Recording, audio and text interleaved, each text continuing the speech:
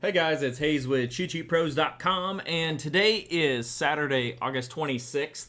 What I want to do is go back and show you the picks that I posted yesterday. They did really well, but I want to show you the things I was looking for on the cheat sheet and what jumped out at me. Yes, we do have a custom model that spits out plays. They went 3-1, which wasn't bad, but I prefer to do my own research and look at some of the plays. So I'm just going to do a quick video. I'm going to walk through and kind of show you what I posted. So this was what we had yesterday in our Facebook group and the chat and on Twitter.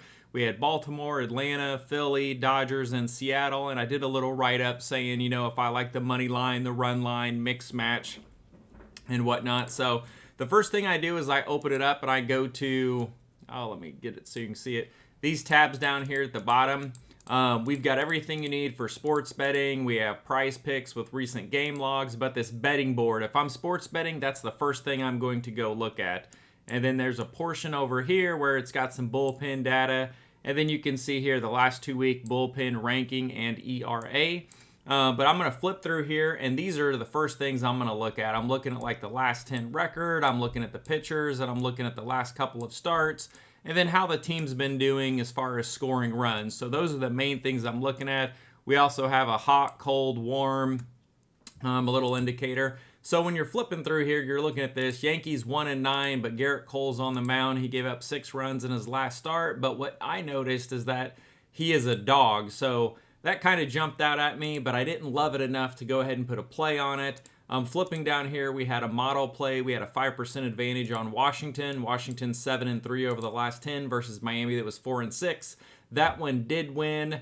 But again, Washington, Miami don't really have a lot of interest in that game. The first one that I came down to is going to be up here at the top. So the first game that we went was Baltimore over Colorado. And we said parlay the money line or lay the 1.5 run line. Now they ended up winning by 1. So the money line won, but the run line did not.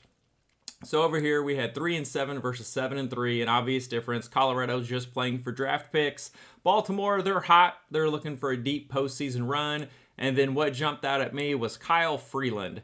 So this is a game that I earmarked. So we're looking at Kyle Freeland here. He's got an ERA over 5, an xFIP over 5 with a 5-13 record. And then his last start, he gave up 4 runs in only 5 innings and 4 runs in only 5 innings. And Colorado hadn't been too bad, but everybody knows Colorado, it comes if they're playing at Coors or if they're playing on the road. So that is a game that I earmarked that I wanted to look at. Looking at Cole Irvin, ERA, xFIP, not great. There's not a huge difference between him and Freeland, but look at his last 2 starts. These combined for 10 innings, only 1 earned run across the 2 starts. Now, Oakland's not that good of a team, but Seattle's pretty decent. So 5 innings, no runs, 6 Ks against Seattle. That's pretty impressive. And then as far as Baltimore, their run scoring the last 6 games, 5-7-3, 12-7-9. They're doing pretty good. So that was the game that we earmarked. Now, I go through these, I kind of earmark, scratch down the plays that I do like, and then I go over here to this main tab down here on the bottom, and we click inside the home team, and so we're going to go look at this Baltimore game. And so looking at this, you can see here, so with Colorado, we're looking at home away. So at home, you know, they didn't do great, but they did win a couple of games, put up 11 and 14 runs. But then their last 3 games on the road, they got swept by Tampa Bay, so they've lost 4 in a row. Over here, Baltimore, they've been pretty solid, 7-3 over the last 10, and I think I wrote up 5-1 over the last 6, so they've been doing really good. But the pitchers are what I really want to focus on. We already know that Baltimore is the better team. Colorado on the road is not as good. Here you can see they're only 20-46. They got a 30% win percentage on the road. You want to do a quick look at the bullpens. They're about the same. Colorado doesn't have a great bullpen. Baltimore is not amazing, but they're kind of middle of the pack. We rank them 16th. So what we're going to do is we're going to come down here and look at Kyle Freeland. So since this pitcher has a drastically different environment when he's in and out of Colorado, we want to look at his road numbers. So what jumped out at me is the 5.4 ERA, 5.71 xFIP, and that's on the road. He's actually been better at home, which was shocking. But look at this, a 3.2 K9 rate on the road, a whip. Typically, I want something 1.2 or below. 1.46 it's getting in that astronomical range, especially through 60 innings. And if you're not familiar with the stats such as ERA, xFIP, K9, and WHIP, just look at the batting average he gives up. He's given up a 302 batting average to opponent hitters on the road. So both of these are not good, slightly worse on the road. So that's something that we want to take a look at. The other thing would be BVP to see if there's any batter versus pitcher history here. Let's see, 1 for 2, nothing there, so nothing to look at. You can also look at the WOBA and ISO versus the pitcher hand. So here, Gunnar would have, I think he hit a home run yesterday or had a couple RBIs. He did really well, but this is one I would kind of watch out for versus lefties. 27% strikeout rate, 0.98 ISO. But then if you look at Mountcastle, look, he's got a 356 ISO, 456 WOBA, low strikeout rate. So I think when I did my stack, I did 1 to 5, or I did 1, 2, 3, 5, 6. I don't know. I mix and match. But anyways, that's something that jumps out. So here we would say Baltimore's the hotter team. Colorado doesn't have anything to play for. Colorado's pitcher is really bad on the road. And then over here, Cole Irvin. If you look at his stats, home road, not great. Nothing there jumps out. But looking at his recent starts, he's gotten much better. Here we can see he's been pitching out of the bullpen, only throwing 1 to 2 innings, but he's got 2 starts here. And in those 2 starts, he combined for 10 innings, only 6 hits, 1 run. So that came out and said, hey, I think Baltimore's a good play. So that's how I came up with the first one.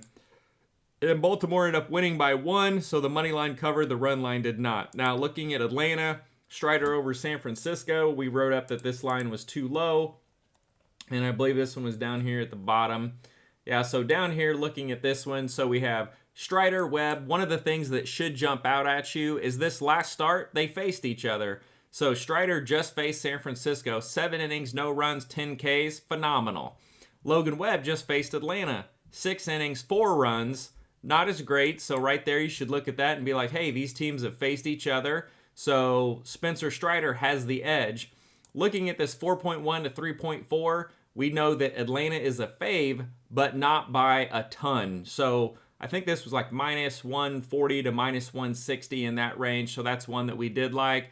Both teams, as far as the runs, they're about the same, 4.6, 4.8, but we lean Atlanta. So just looking at that alone, this is a game that I would want to earmark. Now, once we've earmarked the game, we're going to come back over here to the main tab, and we're going to scroll down here, find the home team, which is San Francisco.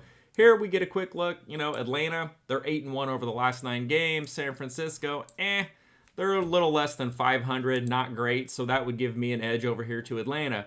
Looking at the 2 bullpens, drastically different. So this is one I would want a game line, not a first 5 run line. Atlanta has the number 2 bullpen over the last 2 weeks with a 2.33 ERA. San Francisco's 23rd with a ERA over 5. So that's a big enough difference there for me to say, hey, I can go the full game line if I don't like the first 5 run line and maybe get a little better odds. Here we see the stats. Last start, like we said, we've already looked at it. Logan Webb had a great start against Texas and then gave up 4 innings against them. We're going to look at BVP. So Atlanta, they've seen Logan Webb, 69 team at-bats, typically 70 to 100s, about the biggest sample size you're going to see. So 69 at-bats I'm fine with, but they're batting 275. They do have a 25% strikeout rate against him. That's a little high, but hitting 275. So we want to go over here, look, Eddie Rosario, 4 of 7. Austin Riley, 5 of 14. Harris, 2 of 5. I think Harris hit a home run last night against him too. So those are things you want to look for. Now coming over here, this BVP is not very much, only 28 at-bats, but 4 of 28 batting 143 with a 43% strikeout rate. That's really good for Spencer Strider, so that should give you an edge towards Atlanta. And then we can come down here, we can look at home-away splits. We already know Atlanta's the hotter team. They're streaking right now. San Francisco struggling. Strider's the better pitcher. These teams have already faced each other. That should point the arrow to Atlanta. Now, if you want to look at recent starts, one thing that jumped out at me was right here, Logan Webb. His last 3 starts, he's given up 9, 6, and 7 hits. Now, only 4 1-1 earned runs, but 6 hits, 1 earned run, 7 hits, 1 run. Those are kind of anomalies. That's a little bit off the radar. Typically, if you see 3 or 4 hits, 1 run, that's normal. 7 hits, that should have been 2 or 3 runs. And here, 9 hits, 4 runs, and that was against Atlanta that he just faced. And then you come over here and you look at Strider, and how many he's been solid. 1 hit, 3 hits, 5 hits, 5 hits. Had 6 here against them, 4, and then 0, 0, 1, and 2 earned runs. He had 1 blip game here against Pittsburgh. That's fine. But everything points to Atlanta, and they end up winning, I think, 5-1, 5-2, so that's how we came up with that one. So you kind of get the idea of the things we're going to look for. I'm not going to run through all of these because we're already 10 minutes into this video, but let's go ahead and pick another game. We'll flip down here. I'll try to keep this video under 15 minutes, so I just want people to understand the process and the things that I am looking at.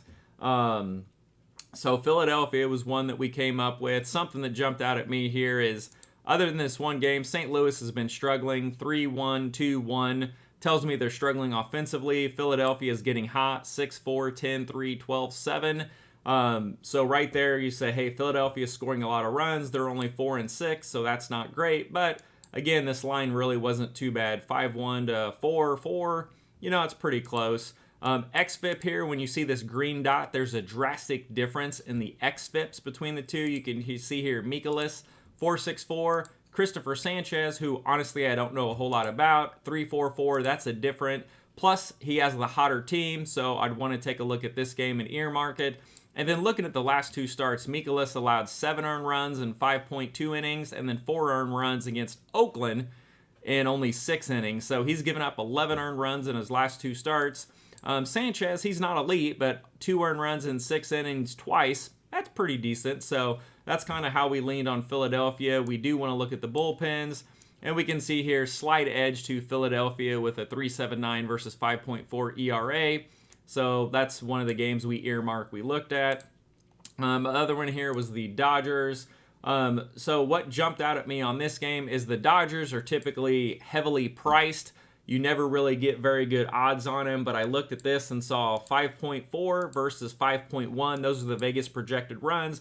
That tells me that line is going to be very small. I think it was minus 125. Let me see if I wrote it up. Yep, minus 125 price on a Dodger team was really good. So you've got the Dodgers who are doing really well. They're 8-2 over the last 10 games, minus 125. I don't really care who is on the mound. That's one I'm probably going to jump on and get some action on. So here, looking at the 2 pitchers, what jumped out at me, Cutter Crawford, you know, decent, 6 innings, 1 run, but the Yankees have been struggling, 5.22 runs. That's pretty decent. But Lance Lynn, this should jump out at you and slap you in the face right off the screen. So ERA XFIP, let's talk about that first. So ERA is your earned run average. That's how many runs they're giving up in 9 innings, or average of 9 innings. XFIP, think of that as like what their ERA should be if all of the independent fielding and everything went exactly as it should. So here we see 2 different things. So Lance Lynn, he has a 5.60 ERA, and that's what shows on the Vegas boards. So people look at it and go, oh, Lance Lynn sucks. He's got an ERA over 5. But he's got an XFIP less than 4. So that tells me he is a lot better than what his ERA shows. And then the opposite over here for Cutter Crawford. He has a 3.66 ERA, so people just look at this, they're like, oh my God, Crawford's 2 runs per 9 better. But if you look over here at the XFIP, Lance Lynn is actually a half a run better than Crawford. So that's something that you're going to see on this, because when you look at the normal betting board, Vegas, they show Lance Lynn 9-9, 5.6, Crawford 6-6, 3.66. People look at this and they make a bet, but your XFIP is actually what's telling you the most information. Now, I like seeing the last 2 starts because I want to know what's going on, and this jumps right out. 7 innings, no earned runs allowed. 5 innings, no earned runs allowed. So that's a game we would want to earmark and go look back at, and I'm actually going to do that real quick. So, because I thought Atlanta was just too good of a price, or the Dodgers were too good of a price to pop up on. And so here we have it. I'm going to scroll down here, and I want to show you the Lance Lynn game log. So I love this little tidbit here, and I like looking at the hits allowed over recent starts. Typically 5 is average. If you get below 5, that's really good. If you get 6 through 9, that's kind of a bad start. And he had a rough go. He had a rough start to the year, got traded, so 6, 8, 7, those weren't great. And then he had 5 hits allowed, and then 4 hits, 4 hits, 4 hits in 6, 5, and then even 7 innings. So he's getting a lot better. And then earned runs allowed in 3 starts, he's only allowed 1 earned run. So that jumped out, slapped me in the face, said, hey, this is something I need to take advantage of. A 125 price on the Dodgers, who are 8-2 over the last 10 games. Yeah, we're going to go with that. That's edge there. And then you can also see here the Dodgers have the #1 bullpen, 1.44 ERA over the last 2 weeks. And then Boston kind of middle of the road. So that game ended up winning. And heck, we're here. Let's go ahead and hit this last game. So Seattle over Kansas City. So what jumped out at me, and this is a good one to look at splits. So we have Seattle and KC. Brady Singer has been really good this year. He's had some good starts. In these last 2 starts, he allowed 4 earned runs and 2 earned runs. So a good start, not so good of a start. So that's one I want to take a look at. Royals have been decent, averaging about 4 runs a game. So they've been putting some runs across the board, but only 3-7 over the last 10. Seattle, they're looking for a deep postseason run this year. They're at home. They're 8-2 over the last 10. And Bryce Miller is one of their top 2 pitchers, and he's really good. 3.78 ERA, xFIP slightly higher, but 6 innings, no runs against Houston. That's impressive. And then 6.2 against Baltimore, only 1 earned run. So in his last 13 innings across 2 starts, he's only allowed 1 earned run. And hitting-wise, look at this: 4, 6, 14, 7, 10. They're doing really well hitting, so that's going to give me an edge to Seattle. So I earmark that game. I come over here, and we're going to dig into this a little further. Seattle. Quick look at the bullpens right here. 26th versus 5th. If you don't want to look at numbers, look at this. Seattle, 5th, that's a good bullpen. 26th for Kansas City, that's not a good bullpen. So we're not worried about a first 5 line. We're going to do a game line because the bullpen we have the advantage of when the starting pitcher comes out. Looking at recent games here, you can see Kansas City, they are 2-7 over the last 9. Seattle, they did lose 1, but look at this. They had a 8-game win streak, so 8-1 over the last 9. So that's going to give us an edge to Seattle. We're going to point the arrow to Seattle. The bullpen points to Seattle. So the pitcher is the last thing that we need to look at. Here we know the Seattle pitcher has had 2 good starts, and Singer's been kind of up and down. He's probably one of Kansas City's best pitchers. And then I'm going to come down here, and one of the things that I noticed, so first we're going to look at total stats for Brady Singer. ERA of 5, xFIP of 4.24, so that tells us he's a little bit better than his ERA shows us. And then whip, average, that's pretty the same, but we're going to look at these home road splits now. Look at his ERA at home, 3.98 versus 6.75 on the road. And then whip, 1.22 at home, but it jumps to 1.59 on the road. His batting average allowed is 236 at home, but on the road it goes up to 320.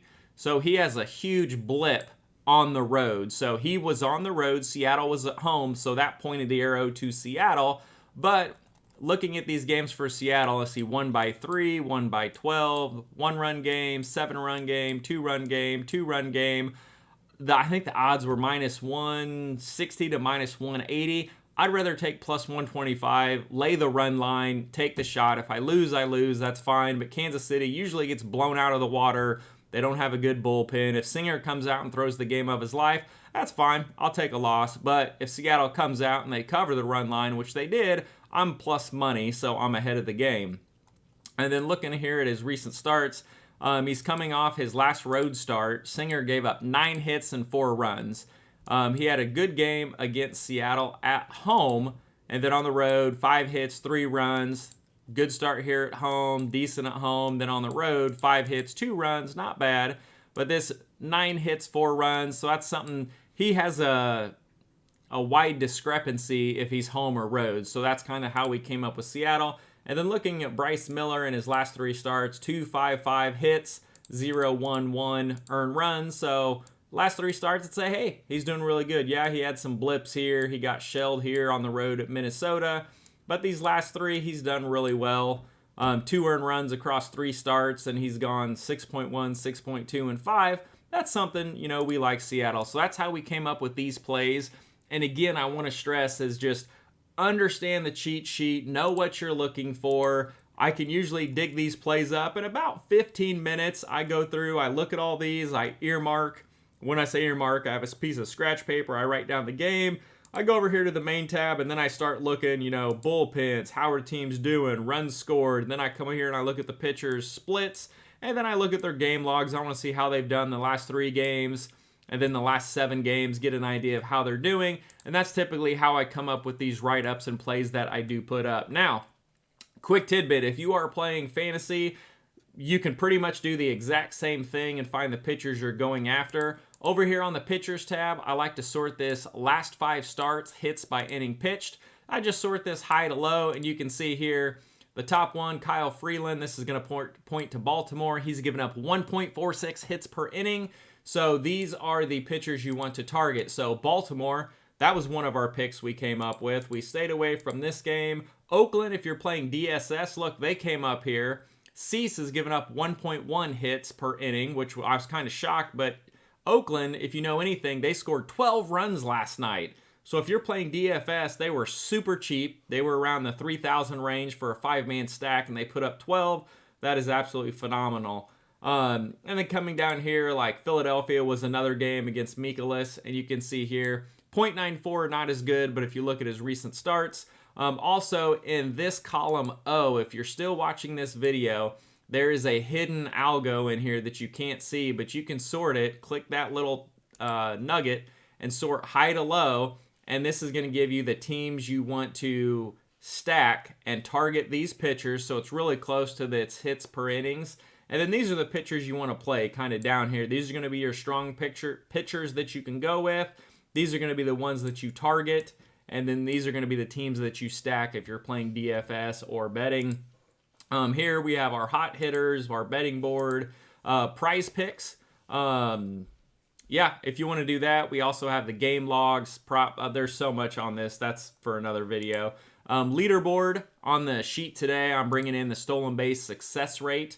And let me show you that real quick while you're here. So that's the sheet from yesterday. Let's pull up the sheet from today. When you open this sheet up, you see down here in the bottom, it's going to do a background query. What it's doing is it's reaching out, seeing if there's any confirmed starting lineups, and pulling them into the sheet. So over here on the leaderboards, we have 2 new columns today. We have the opponent pitcher stolen base success rate. So you see the total and then the success rate. So for example, Jordan Lyles here, 33 stolen base attempts, 29 of them have been successful. So there's an 88% success rate.